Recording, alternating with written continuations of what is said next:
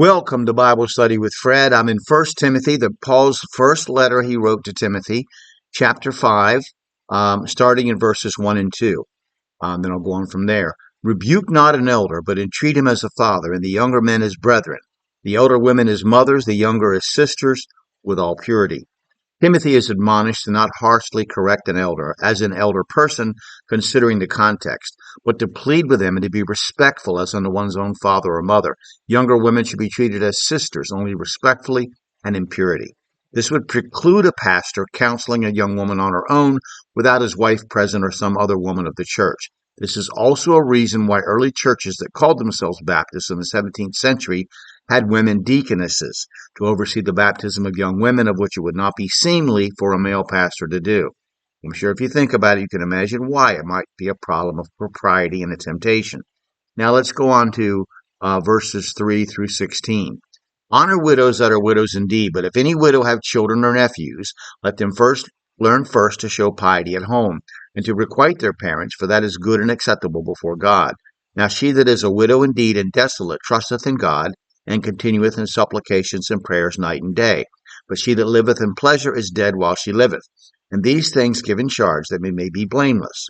But if any provide not for his own, especially for those of his own, of his own house, he hath denied the faith, and is worse than an infidel.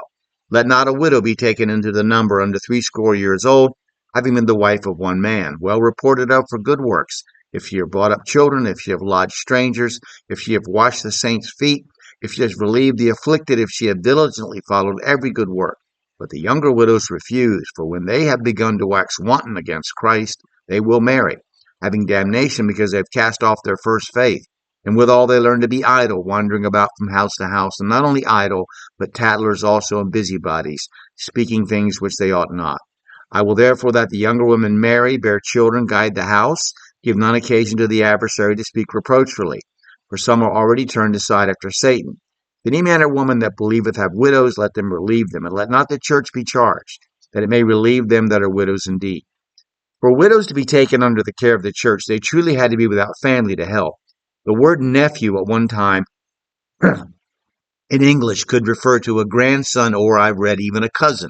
If a widow did have a family in the church, they were expected to care for her. Desolate in verse 5 means not having children or a husband, who is presumably dead, as she is a widow. Isaiah 49:21. Then shalt thou say in thine heart, Who hath begotten me these, seeing I have lost my children, and am desolate, captive, and removing to and fro, and who hath brought up these? Behold, I was left alone. These, where had they been? Isaiah 54:1. Sing, O barren, thou that didst not bear, break forth into singing, and cry aloud, that thou that didst not travail with child, for more are the children of the desolate than the children of the married wife, saith the Lord. Now, while laying out the character of a pious widow, Paul then condemns the family that refuses her care. Worse than an unbeliever, that callous person is actually denied the faith. A widow must be 60 years old at least, and most women did not live even that long. If she did, she would most likely be in a weakened state and perhaps helpless. The widow who would be under the care of the church would not have divorced the husband due to him not converting and choosing to stay with her, as we discussed in 1 Corinthians chapter 7, or to have been married and divorced several times. This would not be against a widow who had multiple husbands die, or who had been wronged by her husband and put away for no acceptable reason, as commentators tell us. The widow under the church's care must have been a woman who was known for her good works, being a good mother, being hospitable and compassionate.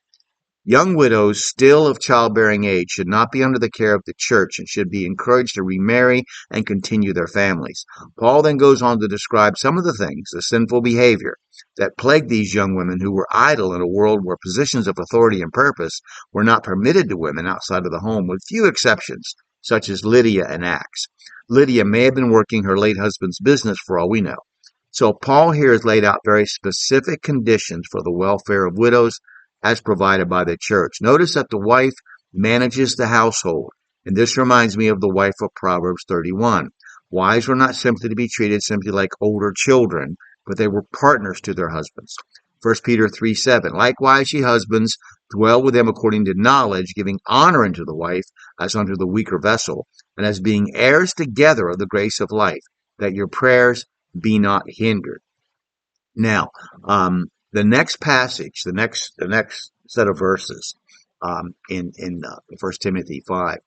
I have a lot to say about. I may have to break them up. So I'm going to stop here for now.